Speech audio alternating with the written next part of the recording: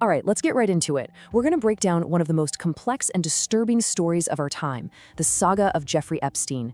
This is a story that stretches all the way from the highest echelons of power right down into the darkest corners of criminality. So, you've probably heard the two big things everyone talks about, right?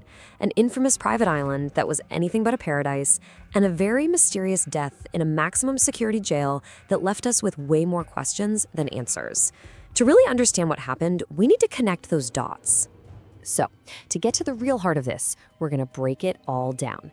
Think of it like this: the island, the jet, the famous guests.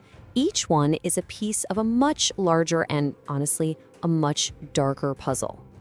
Okay, let's start where so much of this took place. We're talking about the epicenter of the crimes, a 72-acre private island in the Caribbean called Little St. James. Now, if you were just looking at it, you would think it was paradise. I mean, a total idyllic retreat for the world's elite, you know? Luxury resorts, private docks, the whole nine yards. But that was just the surface. Beneath that shiny veneer, the island's real purpose was something truly sinister. It was the central hub for a sophisticated sex trafficking ring. And what's crazy is how the island itself was built. It's like it was engineered for secrecy and control. I mean, they found underground tunnels. Were those for staff to move around unseen? Or were they secret escape routes? And get this, CCTV cameras were everywhere. Was that just for security, or was it for blackmail? All these strange details, they paint this really chilling picture of a place designed from the ground up for illegal activities. So, you have to ask yourself, how does one guy build an entire empire of secrets like this? I mean, who was Jeffrey Epstein really? Where did he even come from? Well, his rise was just unbelievably fast. Think about this. He starts out as a math teacher. Next thing you know, he's on Wall Street managing billions for the ultra-wealthy. And that financial power he built, that became the foundation for literally everything else that followed. And of course, with that kind of wealth, what comes next? A network, a huge network of powerful connections. And as we now know, so many of those people are tangled up in his crimes. Now, it's really important to understand that this operation had two key players. It wasn't just Epstein. He was the money guy, right? The financier with all the power and resources. But his partner, Ghislaine Maxwell, she was allegedly the mastermind of the whole recruitment network. She was the one who lured and groomed the victims. Look, Epstein wasn't operating in some dark corner by himself. His social circle was a who's who of powerful people. We're talking former presidents, royalty, titans of industry. And these connections weren't just for show. They were a shield. They created this powerful halo effect around him, this cloak of legitimacy that basically made his entire criminal enterprise seem untouchable for years. So when all of these horrific crimes finally started coming to light, the way the justice system responded was, well, shocking is putting it mildly. Okay, get this. Back in 2008, he's facing federal charges that should have meant life in prison. But instead, he gets what everyone calls a sweetheart deal. It was negotiated completely in secret, the victims were kept totally in the dark, and the result? He serves just 13 months and gets to leave jail every single day for work release. And the worst part?